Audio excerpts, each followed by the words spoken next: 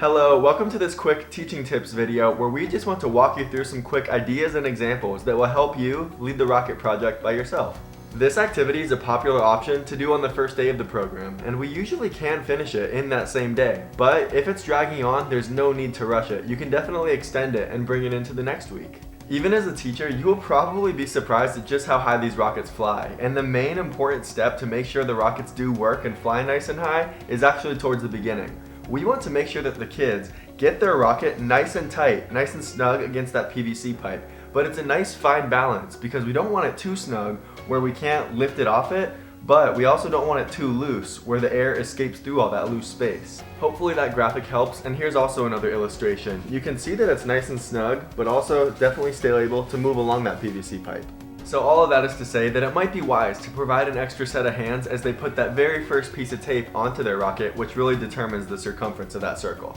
As far as the videos that we put together go, we strongly recommend that you go ahead and watch those beforehand to familiarize yourself with the project.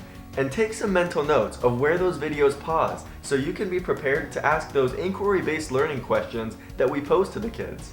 And when those videos are all done, we recommend that you display the gallery section of the project page onto the projector or screen so the kids can see some examples as they're building.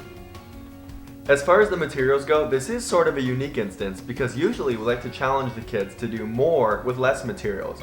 In this case, we don't want them to conserve the tape. We want them to be generous with the tape around the rocket and the PVC pipes to make sure that no air escapes out of there. And as far as distributing the materials, we found some helpful strategies are you could either make an assembly line and sort things out along the front desk, or you could pass them out to the different tables or desks while the videos are playing. The kids do tend to be pretty choosy though when it comes to picking the colors they like for their nose and the body of their rocket. If the project happens to be running a little early and you need some ideas for how to fill in the time, no worries. Here's some tips.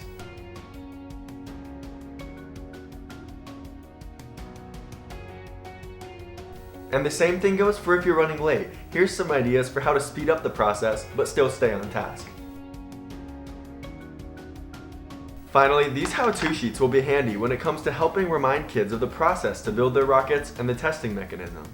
And for a safety reminder, the good news is this is one of our only projects where we don't have to work at all with hot glue, but we do have a reminder when it comes to testing them. A lot of students tend to jump over their stomp rocket, like this. The problem is their face or their body parts are right over where their rocket wants to launch.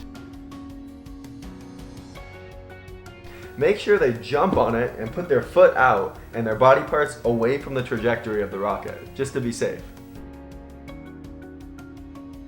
When cleaning up, go ahead and put any unused or reusable items back in the bin so we can get them back and recycle them for future projects if necessary. So thanks a ton in advance. I hope you have a blast with the rocket project, and I hope some of these tips and insight help make it a blast for the kids as well. If after watching this video any questions pop up, please do not hesitate to reach out.